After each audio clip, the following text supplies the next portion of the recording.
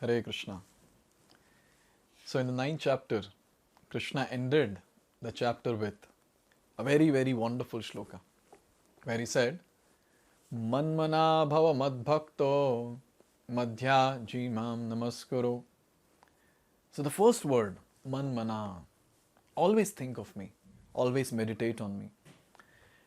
Now, if the question is asked that how to meditate on you, how to remember you, to answer this question or to facilitate meditation on Krishna, Krishna is going to speak about his opulences. It's very nicely given that Lord's opulence will be spoken so that a devotee can fix his mind on those opulences. And how to remember Krishna? By seeing various opulences in this world, a person can remember, oh, it is so opulent, oh, it is so powerful, it is so beautiful. And also, Krishna in chapter 9, at places he mentioned that one should become a pure devotee. Now, when someone understands the opulence of Krishna, automatically his devotion will increase. So this is what is 10th chapter, where we'll be seeing various aspects of Krishna's wonderful opulences. And this is titled as, the 10th chapter is titled as the opulence of the Absolute, wherein it's very clear that Absolute is Krishna and his opulence will be discussed. So let's start with the first sloka.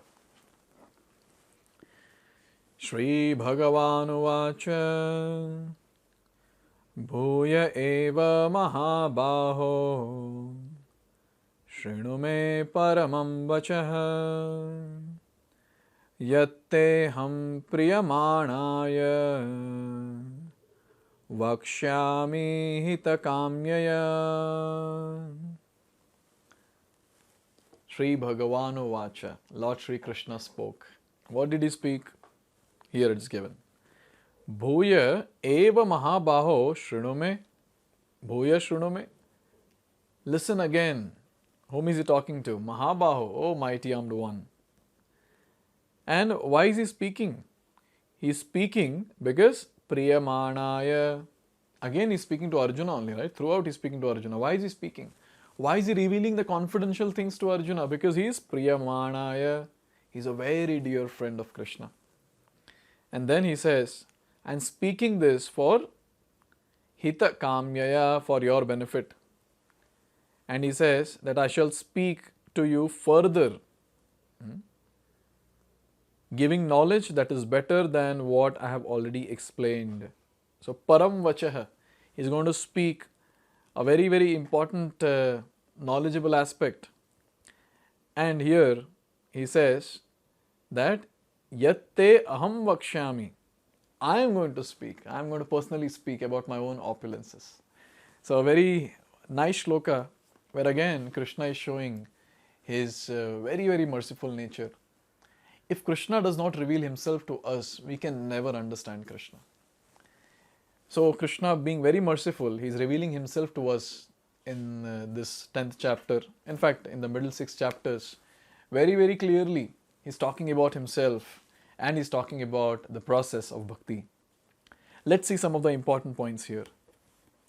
So in the 2nd chapter, if you remember, the first shloka that Krishna spoke, there we read it as Shri Bhagavano Vacha and then the shloka. And there we discussed the importance of the word Bhagavan. So Parashara Muni, he has given a definition of Bhagavan. He says, Aishwaryasya samagrasya viryasya yasha shriyah jnana vairagyoschaiva sannam bhagai tingana. So he's saying that the one who possesses the 6 opulences to the full, samagrasya, such a person can be called as Bhagavan. Bhaga means opulence, Van means the one who possesses that opulence. Like we say Dhanvan. So the one who possesses Dhana is called as Dhanvan. So here, what are the Bhaga? What are the opulences?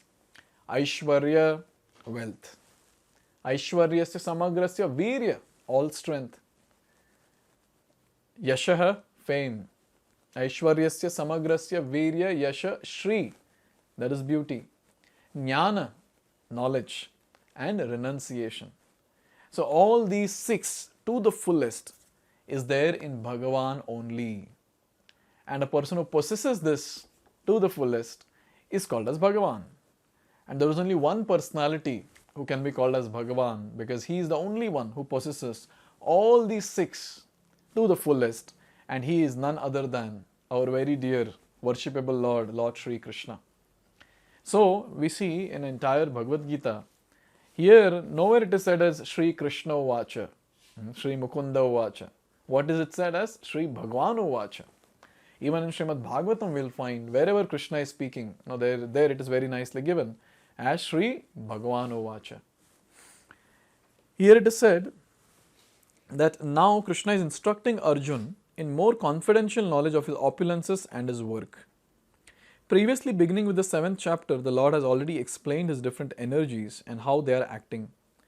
Now in this chapter, he explains his specific opulences to Arjuna. In the previous chapter, he has clearly explained his different energies to establish devotion in firm conviction.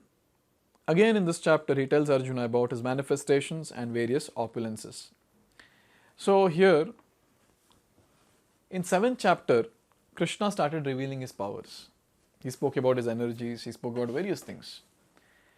And then after 7th chapter, in 8th and 9th chapter, Krishna spoke about bhakti.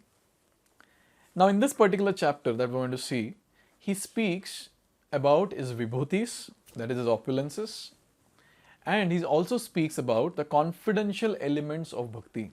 We will see. There are so many important verses that will come in this chapter, which will actually give lots and lots of enthusiasm and inspiration for all of us to practice devotional service very, very intensely.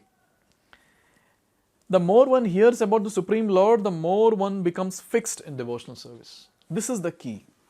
This is the key to become fixed up in devotional service. If someone is very much keen in becoming a very fixed up devotee, not getting deviated here and there, what is he supposed to do? He's supposed to hear about Krishna more and more and more. It's a very simple funda. In this world also, if you want to fall in love with something or someone, we have to just hear about it. Just keep hearing about that and automatically the person will fall in love. Similarly, if we want to fall in love with Krishna and become a fixed up devotee, then we have to keep hearing about Krishna again and again and again, very, very repeatedly and very nicely, attentively. Here it is given that how one should hear. Should he just hear whimsically? Here it is given. One should always hear about the Lord in the association of devotees. That will enhance one's devotional service. Discourses in the society of devotees can take place only among those who are really anxious to be in Krishna consciousness. So what is the difference between hearing about Krishna in seclusion or hearing about Krishna in the association of devotees? When we come in the association of devotees, what happens is, the ones who are elevated souls, the ones who have realized Krishna, the ones whose consciousness is on the higher level, when we hear from them in person, what happens is, since their consciousness is high, they're experiencing something high in Krishna consciousness, for some time we also come to their platform and we also start experiencing something which is pretty high. And that experience that we get, that enables us to very nicely sustain in Krishna consciousness. And the ones who have realized Krishna, the ones who have experienced Krishna, so for them, it's like they're seeing Krishna and they're speaking. So when we hear them, since they have seen the truth, they are Tattvadarshis, when we hear them, automatically we also get that love and affection that they have for Krishna. The eagerness that they have for Krishna to do devotional service, that eagerness will come to our heart. So as we always say, that when we hear, it's not just information that is going into our ears. Normally in material realm, when it comes to the material academic studies or whatever, so when we hear, what happens? Information goes, we try to store that by by-hearting or whatever, memorizing, and then we try to write it in the exams. But when it comes to Krishna consciousness, when it comes to bhakti, one has to elevate in one's own consciousness level. One has to get cleansed of the dirt that is there in the heart. So when we hear from a devotee, especially about Krishna and Krishna's intimate pure devotees, what happens is, along with the information from Bhagavad Gita and Srimad Bhagavatam, what enters our ears is the mood and the purity of the person who is speaking. So the mood of the person will enter, the intensity with which he is practicing bhakti, that will enter, the anxiousness that he has for attaining Krishna, that will enter. So it's very, very important to hear from realized souls. When we hear, automatically we progress in devotional service. Here it is given that Lord clearly tells Arjun that because Arjun is very dear to him, for his benefit, such discourses are taking place. So why Krishna is speaking to Arjuna? He made it very clear in previous chapter. Bhakto si me sakha cheti, because he's a very dear friend and he's a devotee. So Krishna is speaking. So who can understand Bhagavad Gita? Only a devotee can understand Bhagavad Gita. The one who is worshipping Krishna, the one who is chanting Hare Krishna, Krishna Krishna, Hare Hare, Hare Ram, Ram Ram, Hare Hare. Only such a person who is chanting, who is doing devotional service, he can understand Bhagavad Gita. So many a times the materialists, they read Bhagavad Gita and they say, nothing is there in this. Obviously, for you there will be nothing because everything will be a big bouncer. Will not be able to understand. But for a devotee, it's very easy to understand Bhagavad Gita because he is already surrendered to Krishna, he's already worshipping Krishna, and he's eager to know more about Krishna. So in this way, in the first verse, Krishna is again glorifying the knowledge that he's going to give.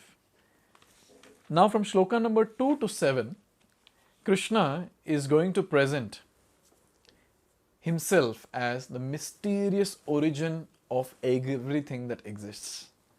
So let's try to explore this from next shloka onwards. Hare Krishna. Hare Krishna, Hare Krishna.